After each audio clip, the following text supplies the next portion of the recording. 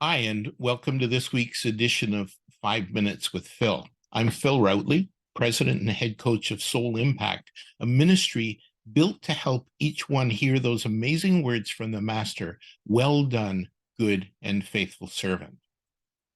In 1 Timothy chapter 4, first couple of verses say, the Spirit clearly says that in later times some will abandon the faith and follow deceiving spirits and things taught by demons.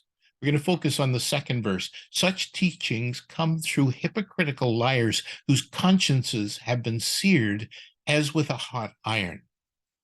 Teaching that leads people to abandon their faith comes from hypocritical liars.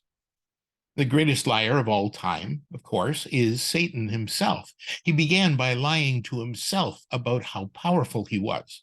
It's hard to imagine, but he was the greatest of all angels, dwelling in the presence of the living God, and he seems to have thought, I can take him.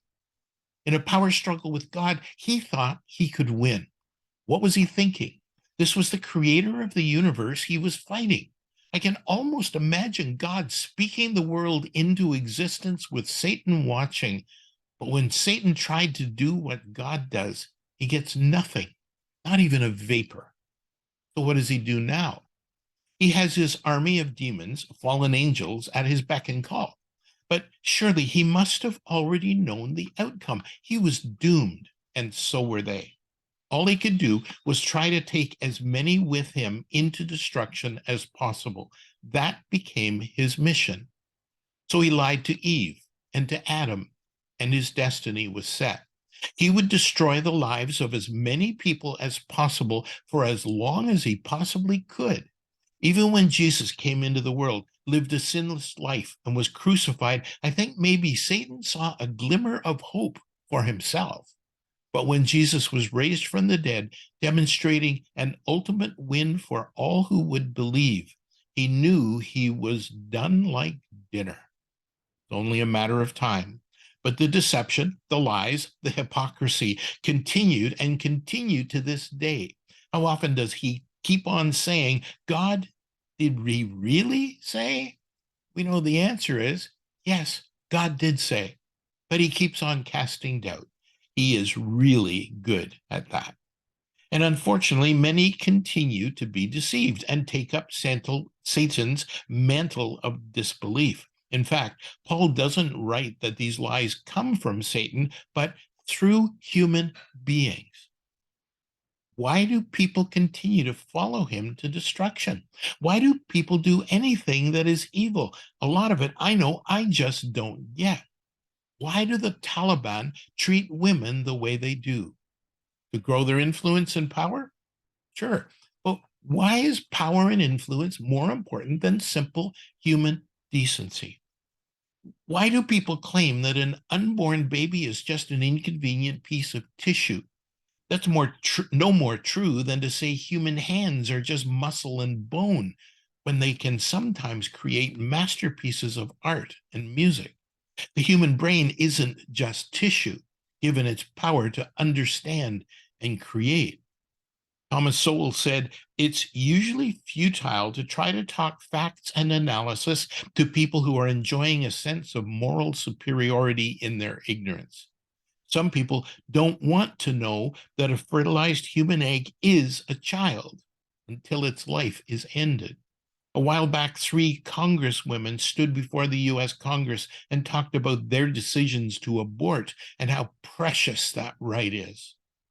One comment I saw that I agree with is that there are 2 victims in every abortion, a dead baby, and there can be a dead conscience. It's as if they have no heart, no love for anyone but themselves. I think of the story of Pharaoh, ruler of Egypt, during the days of Moses. In Exodus 7, Moses and Aaron appeared before Pharaoh for the first time, and the challenge is on. The first one was for Aaron to throw down his staff, and it turned into a snake. Pharaoh's sorcerers did the same thing, but Aaron's staff, his snake, ate theirs.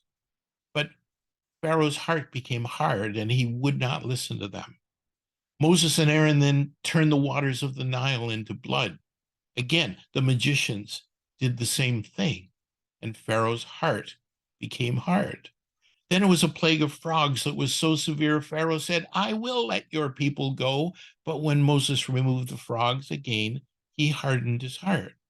Gnats, flies, plague on livestock, and his heart was unyielding, boils. But the Lord hardened Pharaoh's heart. I'm not sure what has changed, as nothing up to this point is unknown to the Lord. All along, he knew that Pharaoh was hard-hearted and hard-headed, and that he would renege on each promise. Maybe this time Pharaoh was more ready to let God's people go, but the Lord had other plagues in mind, culminating with what would become the Passover.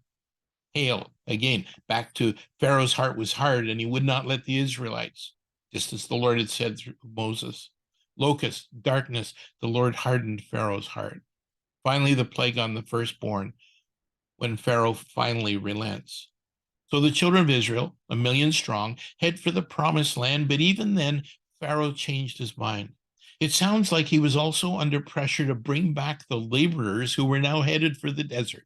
So his army chased them until God parted the waters of the Red Sea to allow the Israelites to escape before drowning Pharaoh's army. In the end, of course, God's plan to get out of Egypt and on the road to the promised land was fulfilled, but not without its drama. Even before they got to the Red Sea, some of the Israelites wanted to return to slavery in the only land they had ever known. When they got into the wilderness, they complained about food and wanted to go back to Egypt. When they got to the promised land, 12 spies were sent. 10 of them came back and said, there's giants in that land. We're goners. 2 of them, Joshua and Caleb, said, if God is with us, they don't stand a chance. Guess who carried the day? There are many who are deceived, hard-hearted, and who have their consciences seared so they don't know right and wrong. Paul's reminding Timothy and us not to be one of them, and not to do what they want to do. Remember, it's a war out there.